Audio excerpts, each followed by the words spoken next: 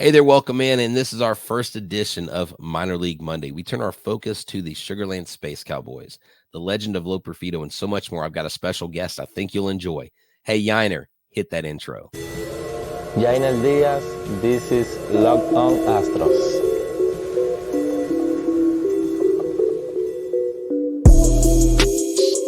Hello and welcome to Locked On Astros, your daily Astros podcast. Here are your hosts, Eric the Man Heisman and Brett H-Town Wheelhouse Chansey.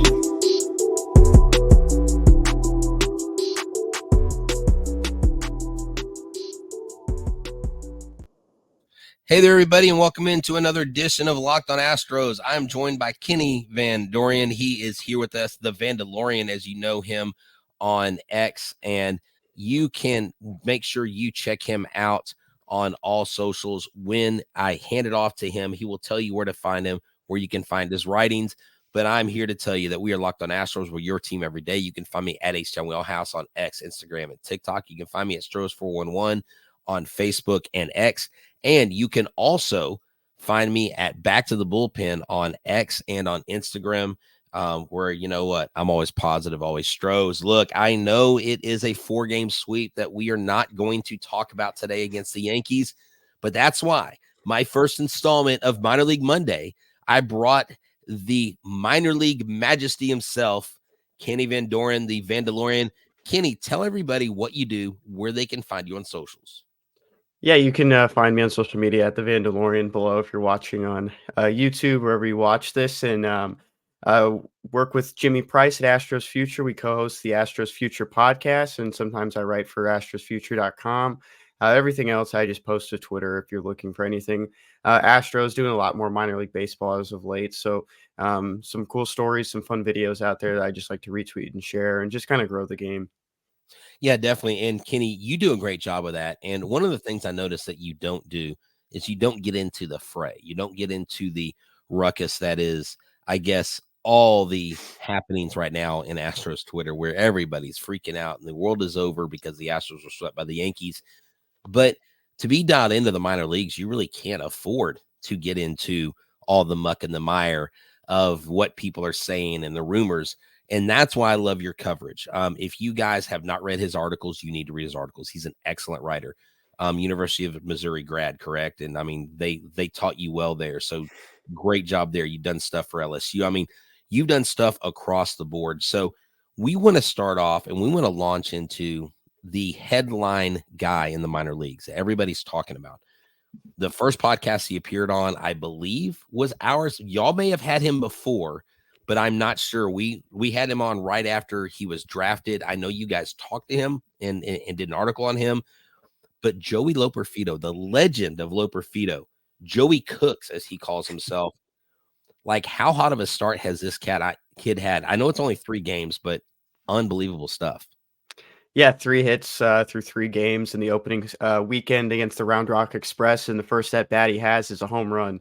Off a top 10 prospect for the Rangers in that Friday game. It's no pushover on who he was facing, and of course, it is in AAA, and you can't pull it saying it's the PCL. I last time I checked, I don't think Round Rock is at the same elevation as cities like El Paso or Albuquerque or Reno, wherever else you want to point out in the PCL. This is a real game, and he's hitting home runs, 400 plus feet.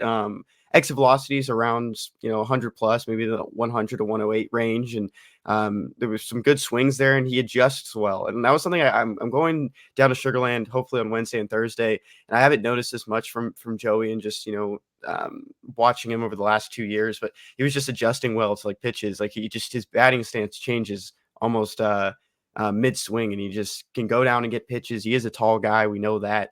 But those 3 hits, is the only 3 hits he has. He had that first home run on Friday, and that just felt like this is the guy that was sent down, and he respected the decision, and he didn't get upset at all.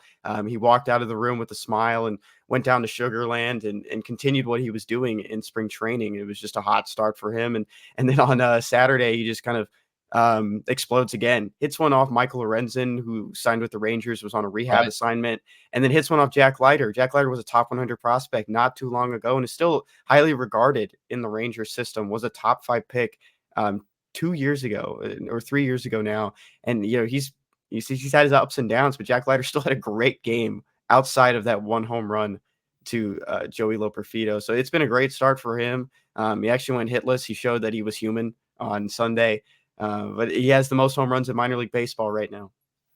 Yeah, it definitely is a hot start, and I like his body of work. I like his physicality too, because if you look at Loperfido when he first came into the league from Duke, one of the things that I mentioned before, and I think it's important when a player of his type goes to somewhere like Duke, where Duke is historically not a baseball school.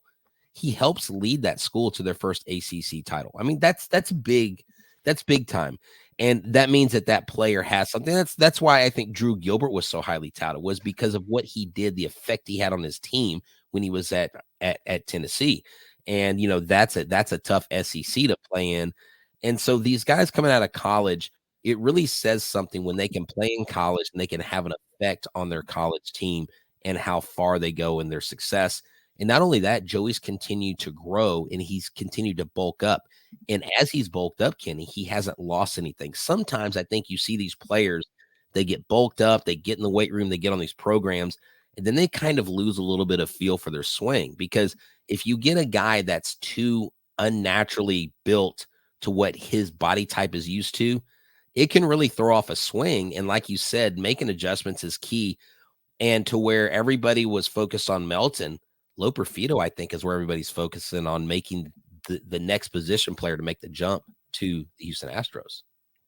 Yeah, and someone actually asked me, why is Joey Loperfido not ranked above Melton? And you look at prospect rankings, it's not solely based on who's going to contribute first, who's going to fit in at certain roles. It's, who's the best overall prospect, who projects the best at the major league level. And that's the end goal. It's like who has the best speed, who has the best power. If these are all tapped in, if these are all honed, this guy's going to be better than the next one. That's kind of where Jacob Melton is. He has the power, he has the speed.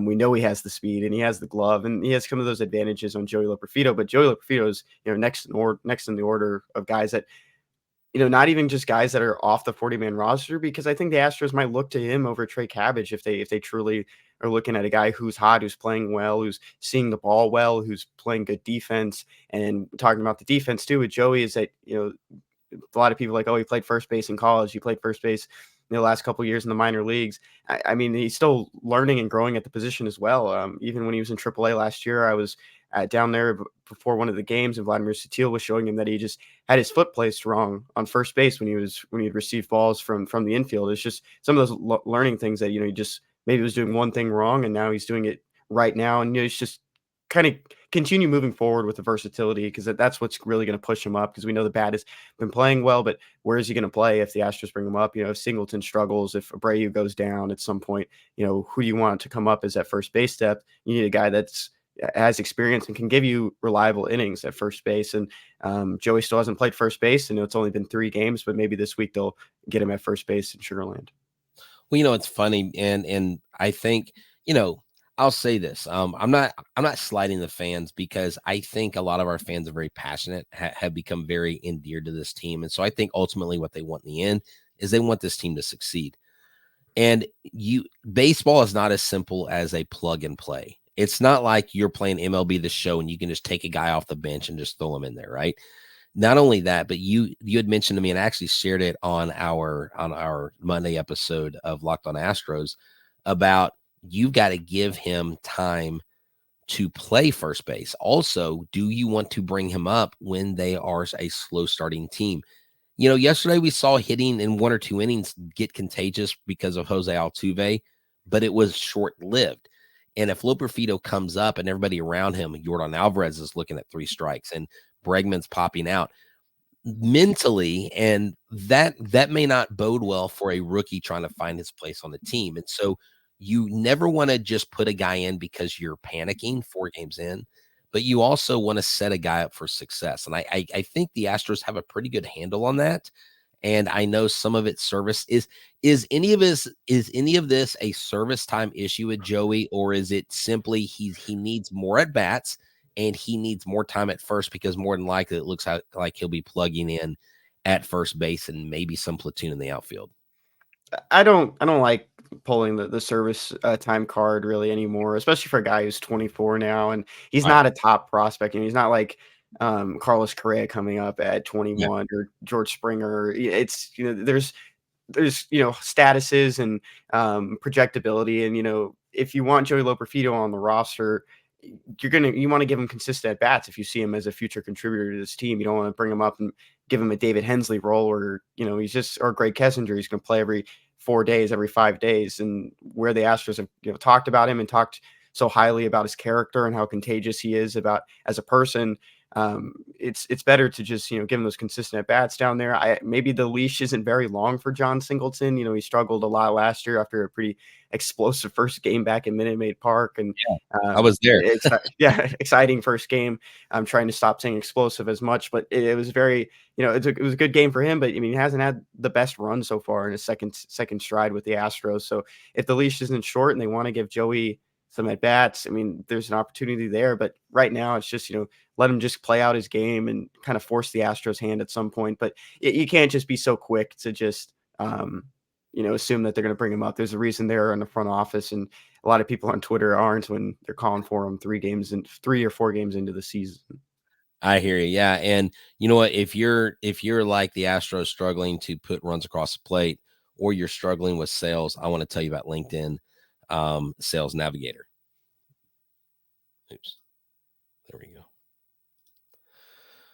All right, this episode is brought to you by LinkedIn Sales Navigator. Let me tell you, I need you to go to linkedin.com/lockedon. That's linkedin.com/lockedon for your 60-day free trial of Sales Navigator. Business to business selling is tougher than it's ever been, and we know about struggling. We've seen this Astros team struggle, but you know what they do? They put things in place that help them perform. And if you don't have Joe Espada or the analytics department of the Astros, you can get sales. You can get LinkedIn Sales Navigator. It's a sales intelligence platform that helps professionals effectively prospect and engage high-value customers, drive higher revenue, and increase sales performance. Sales Navigator helps you target the right buyers, surface key signals, as well helped you convert those clients into buyers and buyers into more money, fueled by LinkedIn's 1 billion member platform. Sales Navigator gives you the most up-to-date first-party data, enabling you to unlock conversations with the people that matter.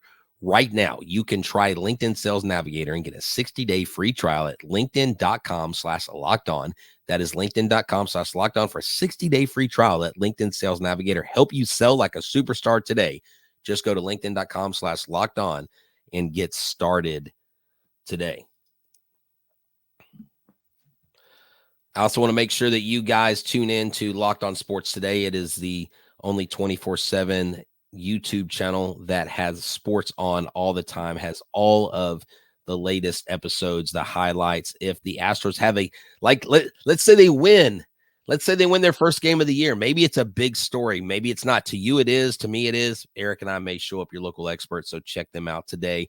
And one more mention before we move on with Kenny is I need y'all to go to the Courage to Be Foundation. We are helping them raise money. Kenny, right now, we're helping this group that works in the inner city of Houston, McAllen, Texas, Dominican Republic, and Honduras, helping them build a baseball facility. We're trying to raise $4,000 in order to do that. This is the exact link that you go to donate. I've started donating. I'm going to donate at least once a week until this campaign is over.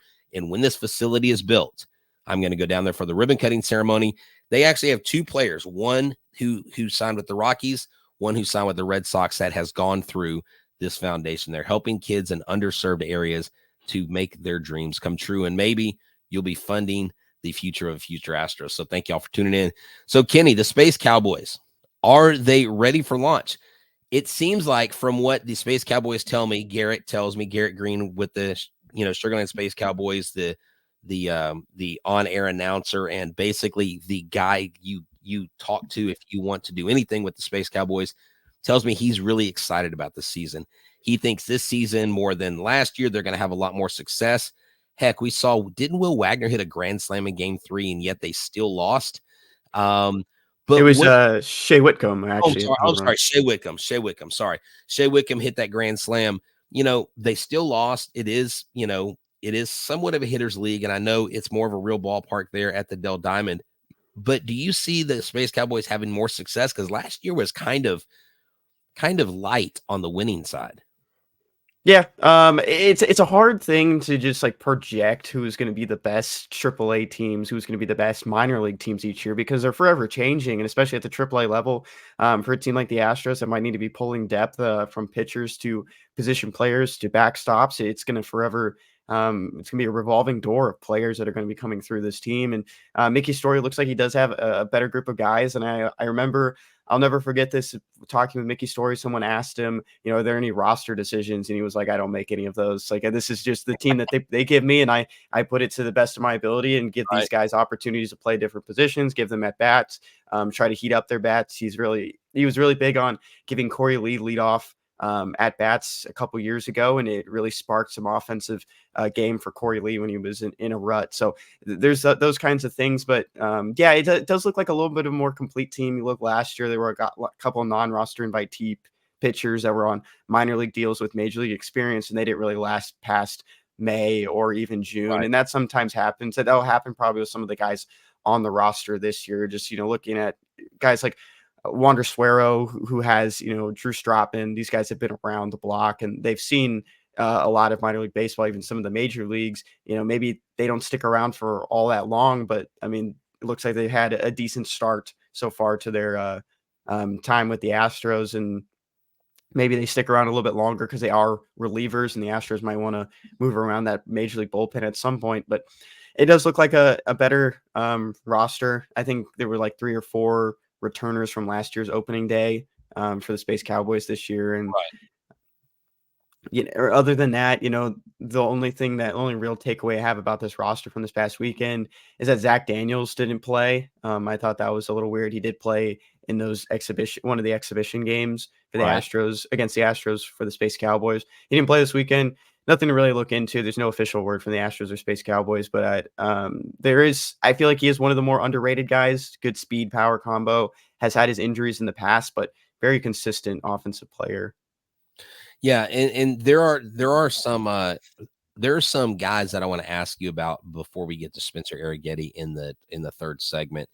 One, and I believe either you or Mark White mentioned him to me, Ray Gaither, Colton Gordon, and Dylan Coleman. Those 3 names. When you hear those 3 names, do you see any of those guys playing fill-in roles, helping out at some point during the season, or is there still more time needed for those guys? Yeah, I'll start off with Colton Gordon because it's probably the easiest one to talk about. He was a non-roster invitee. He had a great season last year. Of course, he was drafted in 2021 right after he had Tommy John surgery, so he didn't pitch in 2021, was late to the mound in 2022, but he was still lights out in single A and high A. Gets up to double A last year and then finds his way to triple A. And he had some good outings when he was in double A, kind of struggled a little bit near the end of the season in triple A. And I don't know if that was a combination of moving up a league, pitching the most innings he's ever pitched in his career, but he had a delayed start to his throwing program this past spring. I think it was in like early March. They mentioned he was just throwing the ball. So looked like he was behind. He's on the 7-day IL right now. So he's not even actually, he might not even be with the team if he's on the injured list. So he could still be in Florida. He could be with the team just working up and then getting back into that rotation. So that's the latest on Colton Gordon. I don't necessarily think he's going to contribute this year. I think next year might be a better find for him. There looks like there's some other guys in his way, like Rhett Koba or Spencer Arrighetti, that could come up and eat innings or take a spot start if they get added to the 40-man. For Dylan Coleman, he is a major league guy. He got optioned. I think the biggest issue with him in spring training looked like command, just watching the games and looking at the box scores as well with the walk problems. We know he can dial it up. I think a lot of people saw like he threw 97 in some of his workouts this past offseason. Astros got him from the Royals. Right. I think that'll be, an interesting one kind of moving forward. If he can hone in on command, does he take Taylor Scott's spot? Because he does have options and Taylor Scott gets DFA'd, but he is on the 40-man roster. So that's something the Astros will probably take advantage of moving forward. And who was the last player you mentioned again? The last player was Ray Gaither, but okay. I kind of want to almost take a hard turn to Rhett Kuba. Do you think Kuba next to Arrighetti is the most realistic out of this group to see major league time in this season? I wouldn't be surprised if he gets up before Arrighetti. Okay. He kind of fits this role where, he had a really good start against the Astros in the at Minute Maid Park, and then his first game of the He did. season, it was Oh, on he looked Sunday. Yeah, he had a lot of whiffs. He was, commanding the zone well with his fastball, and he's a strike thrower, and that's kind of where I think he kind of fits if they don't want to run with Belak for much longer, and Belak is out of options this year, and it's what are they going to kind of do there if he doesn't really find his way? Maybe they turn to Rekoba, and he didn't have the best starts on Sunday. He went 2 and a third innings, got put in a jam, and got taken out halfway through the third inning. He gave up 2 runs on 2 hits, 3 walks. He had 3 strikeouts though. He ran into a lull last year at the end of the season, but had a good final start before they put him on the development list because he just kind of hit an innings limit. But this year, he had a good spring training.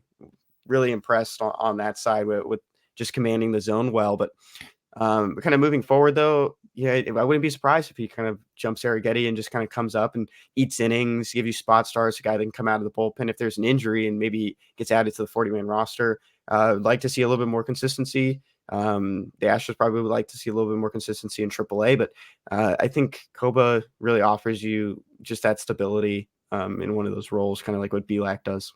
Okay, awesome. You know what? And if folks like tuning into us, but they don't necessarily want to go to their computer, they're going to check out Fire TV. Hey, this episode is brought to you by Fire TV, Amazon Fire TV. Let me be more specific with that. All you have to have is a Fire Stick or a smart TV and go to Amazon Fire TV. Go to amazon.com/locked on Fire TV. And this is what you do. You simply go in, you type in the sports icon, then you go to the Astros logo, tab them as your favorite team, and guess what videos pop up before anybody else's? Locked on Astros. That's right. Yours truly, myself and Eric, will don your TV screen as you've always dreamed. Why? Because of Amazon Fire TV. Millions of movies, TV episodes as well for free. College basketball, baseball, so much more. Everything going on from your favorite sports brands to highlights to analysis, March Madness, NBA, MLB, WWE, whatever it is you want, you've got it out there. Great news, entertainment, gaming, travel, cooking videos as well. Now, I won't be cooking. That wouldn't necessarily be a great channel. Probably get canceled after the first series because I just burnt chicken on the grill this weekend. We won't go there. But I tell you what is on fire is Fire TV channels with Fire TV and Alexa devices. If you haven't checked it out, you should. Trust me on this. I've done it. I love it. All you have to do is visit amazon.com/locked on Fire TV today. All right, Kenny, now we get to the man of the moment, the man of the hour that I think everybody is really, really excited about. Spencer Arrighetti. I got to talk with him at the TriStar show this last February when him and several Astros signed, talked to him, talked to Joe Espada. And what I was most impressed with when I talked to him is how mature he came across at his age. Kids from Katy, he grew up an Astros fan. And it seems like we have more of these stories, and I don't know, maybe other clubs do. I just don't follow them. But it seems like the Astros every few years will have a kid that grew up watching the Astros, grew up going to Minute Maid Park, and now they are on this team. Spencer Arrighetti, there are a lot of high hopes for him. But what should be the focus of Spencer Arrighetti this year? Because I know as a professional, whether you're in AAA or whether you're in the big leagues, you've got to stay focused on not trying to do too much. Does he have to find his command? What are the keys to him getting to Minute Maid Park? Yeah, I think the keys are just keep doing what you're doing. He did prioritize a 6th pitch this offseason, ended up dropping it. He just is a guy that just wants to learn as much as he can and develop in so many different ways just to improve his opportunity, improve his chances of getting to the major leagues. And added that 6th pitch. I'm actually looking it up right now because I talked to him this past off season, and he was throwing, like the whole kitchen sink is the joke and or the saying, and he has the 5 pitches now: the fastball, sweeper, cutter, curveball, and changeup is what he's throwing. And the fastball, sweeper, they're seeing the most of it. The cutter is third in that mix, and he's throwing low 90s in the 93, 94 range. Not really going to top out anything past 95. But he got the most whiffs in his start on Friday of any pitcher in that opening day game in AAA, and Spencer he had 10. The pitcher behind him was Owen White, who's a top 10 pitcher for the Express or for the Rangers system, and he had 9. So really great day for Spencer. His full line ended up being 4 1/3 innings, only 2 hits. He had 5 walks and 5 strikeouts. And I think that's where you kind of go moving forward is, improving that command. In the weekend games of Friday through Sunday, you do have challenges. It is going to be an automatic strike zone. So there are opportunities to steal pitches and, earn those ones back that might be called the wrong way. And the Astros, the Space Cowboys, I think it was either Friday or Saturday, ran out of challenges. So they're really using that thing, to their advantage. But Spencer's worked out with Lance McCullers. He's talked to Josh Miller a lot. The Astros put him on the caravan last year for a reason. They saw him as a guy who's going to be a part of this team moving forward. Just got to kind of find him a role. I think for a guy with everything that he can give you, a guy that can go multiple, 5-6 innings on every outing, you want to make him a starter. You don't want him to put in that BLAC role that I was kind of talking about earlier, and maybe find him a spot. And for the Astros, they've ran into not really having the most available pitching depth right now, and that was probably the one of the best things moving forward when the season started. But now you have Jose Urquidy on the shelf. You're waiting on Lance McCullers, waiting on Luis Garcia, and Justin Verlander looks like he's going to be ready here soon in the next month or so. So there's still a lot of opportunities there for Spencer to just kind of force the Astros' hand and maybe find a spot start at some point in the season. Tyler Ivey did a similar thing back in 2021, but I think Spencer Arrighetti might have a little bit more longevity, and you just need to find him that role. But he'll continue to kind of work on that command and knocking down those walks. Yeah, exactly. I remember it was Ivy and also Dubin. And Dubin just he keeps hitting the IL. I've always loved Dubin's arm. I think he's got a live arm. I think he can throw absolute gas. He has a strikeout ability. He just cannot stay off that IL. And whenever a pitcher throws as hard as they do, and they're more of a taller or lankier type pitcher, it just seems physically a lot of those pitchers tend to struggle more than your big body pitchers, like your Verlanders, I go back to the old days, like the Seavers and the Randy Johnsons. Those guys really had durability, I think, just because they just had a lot more to them, just a lot more meat on the bone, I would say. But with, I go back to Hunter Brown's trek to the major leagues in 2022, after talking to him and him saying, he was excited about being elected to the Futures game, but he really wanted to be at Minute Maid Park helping them win a World Series, where he gets called up late. And he has some key. He didn't pitch a ton, but he pitched enough to be effective and help them win a World Series. Is there any chance Spencer Arrighetti plays that kind of role, or is he going to be more developed to where you are going to want to put him in a starting role before that to give him the time he needs? Yeah, I've seen some comparisons to that. Maybe Arrighetti is like that, where he has a great season, great summer, and then you kind of get to September and the rosters expand, and that's like where Hunter Brown just slipped in, got those starts, moved to the bullpen once Justin Verlander came back from the IL. I think it's a little bit different for Spencer.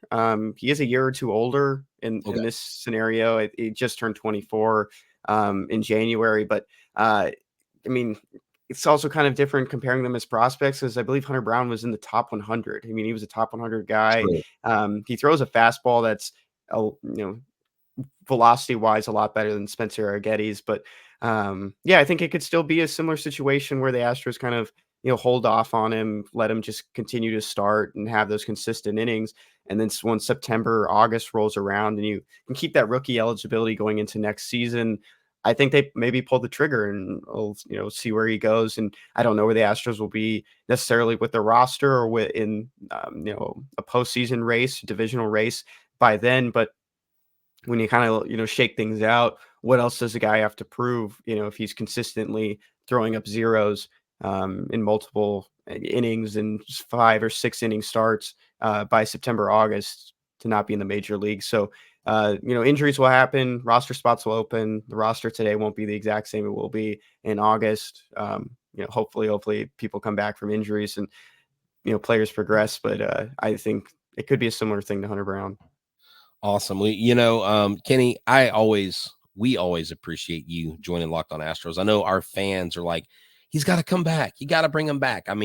Our fans love you. Now, listen, if you really like Kenny, you need to go support Astros Future. You need to go listen to their podcast. They do a phenomenal job.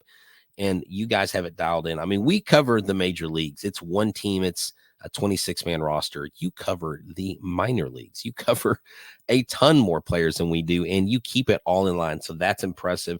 Kenny, one more time, tell everybody where they can find you. Yeah, you can find me on X or Twitter at The Vandalorian, and you can find all of our work at astrosfuture.com and in the Astros Future podcast. Awesome. Thank you again, guys. This has been a great Minor League Monday. Hopefully we get you tuned up and ready so you can go watch the Houston Astros beat the Toronto Blue Jays tonight. If you're listening on Tuesday, hopefully I'm saying this after an Astros victory, but from all of us at Locked on Astros, from Kenny and Astros Future, this has been a great show. Y'all have a good one. And as always, like we like to say, go Astros. Thank you, Kenny.